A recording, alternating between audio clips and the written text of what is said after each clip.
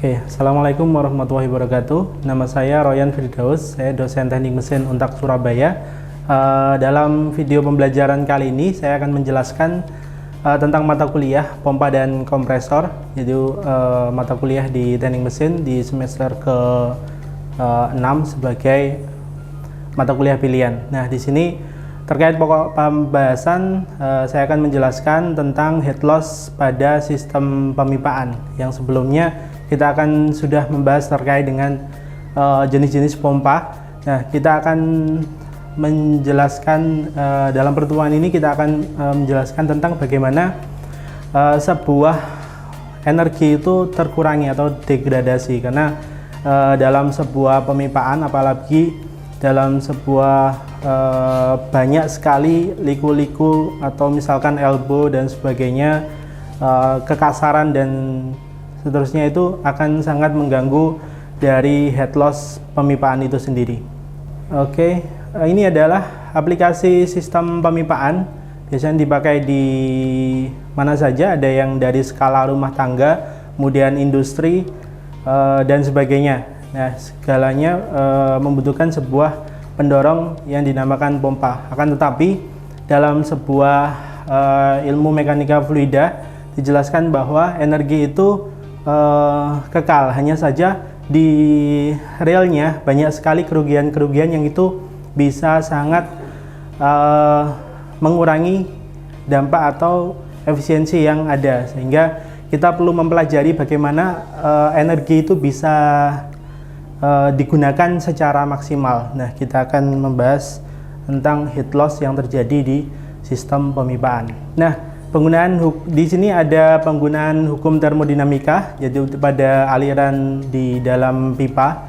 Begitu, kita menggunakan sebuah kontrol volume untuk melihat energi masuk dan keluarnya, supaya kita bisa melihat di manakah letak losses yang terjadi nantinya. Ini volume atur dan sumber koordinat untuk analisa energi dari aliran melalui reducing elbow 90 misalkan.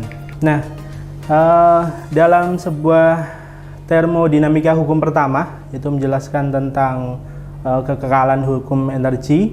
Nah, di sini banyak sekali perumusan yang dilakukan. Hanya saja kita bisa mengurangi atau mereduksi. Jadi misalkan di stres kerja itu bisa dinolkan, sehingga kita asumsikan beberapa, misalkan di share.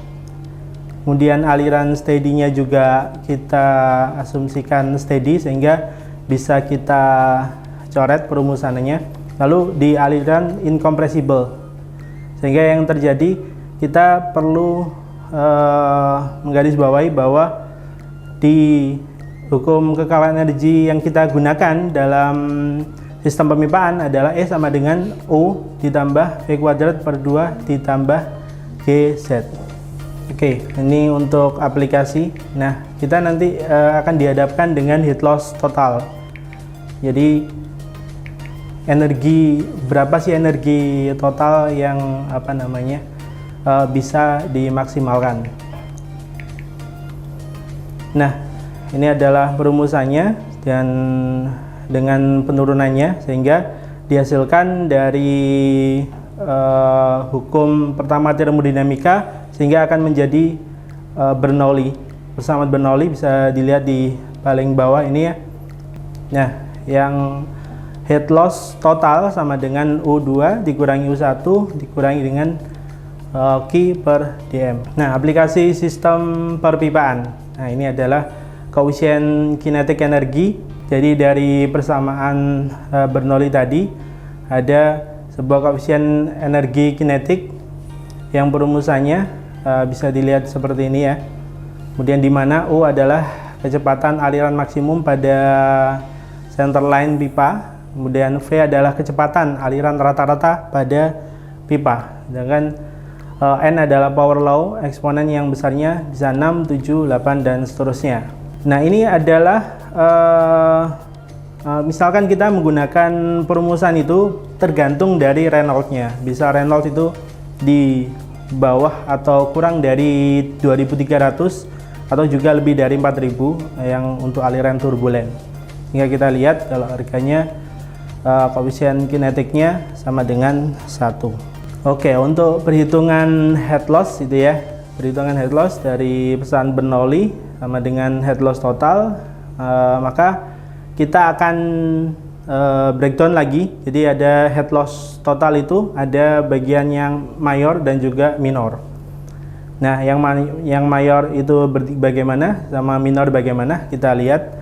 Jadi untuk yang mayor adalah proses kehilangan energi pada pipa lurus atau strike line, strike pipe. Kemudian kalau yang head loss minor itu adalah head loss minor, misalkan di bagian elbow, sudden enlargement, kemudian sudden construction, T, cross fitting, entrance, exit, dan juga valve. Lalu bagaimana perhitungannya untuk pressure dropnya? Jadi di gambar yang atas ini kita lihat bagian atas ini adalah pipa lurus. Pipa lurus ini adalah head loss yang mayor. Jadi dari pipa yang panjang itu kenapa terjadi degradasi? Karena banyak sekali ya, terutama terjadi turbulensi dan sebagainya, itu yang mengakibatkan tekanan menjadi turun, head loss pun menjadi turun. Nah, kemudian untuk yang gambar bawah ini ada sudden contraction. Jadi dari pipa yang diameternya besar ke diameter yang pipanya lebih kecil itu bisa mengakibatkan minor. Jadi untuk yang minor adalah beberapa contohnya tadi ya, sudden enlargement, elbow, dan sebagainya. Nah, untuk yang head loss mayor, terjadi pada pipa lurus atau strike pipe. Nah, ini berdasarkan dari si Weisbach friction loss equation, head loss sama dengan F dikalikan dengan L kali V kuadrat dibagi dengan D dibagi juga 2G. Jadi di sini ada L per D dan juga V kuadrat per 2G, yang mana L per D nanti akan kita bahas.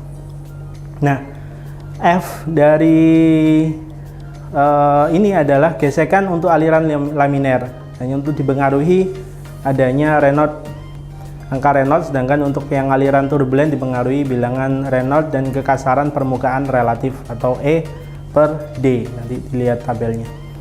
L itu adalah panjang dari pipa lurus, kemudian D adalah diameter nominal pipa, kemudian V adalah kecepatan dari aliran, kecepatan rata-rata, dan G-nya adalah percepatan gravitasi.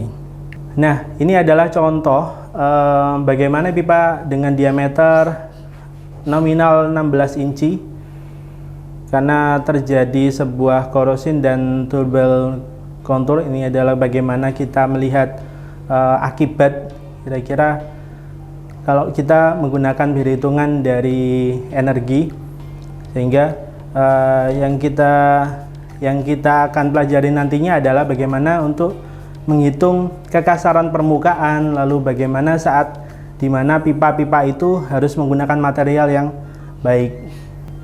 Nah, ini adalah faktor gesekan untuk F dengan Reynolds kurang dari 2300, rumusnya adalah 64 dibagi RE. Nah, untuk yang turbulen lebih dari 4000 bisa menggunakan rumus ya seperti ini, bisa dilihat. Kemudian untuk menggunakan persamaan Collet-Bolt karena perumusannya seperti ini, bisa menggunakan analisa numerik, jadi menggunakan iterasi. Oke, ini slide yang terakhir. Oke, untuk KM dapat dilihat pada tabel berikut ya. Untuk fitting, misalkan valve globe fully open menggunakan nilai 10 dan seterusnya. Nah, ini adalah contoh-contoh valve, terus elbow 90, kemudian globe valve, dan lifting piston check valve. Oke, demikian mungkin untuk pertemuan kali ini. Minggu depan kita akan membahas tentang bagaimana menggunakan perhitungan pada realnya, seperti itu. Dari saya hari ini terima kasih. Wassalamualaikum warahmatullahi wabarakatuh.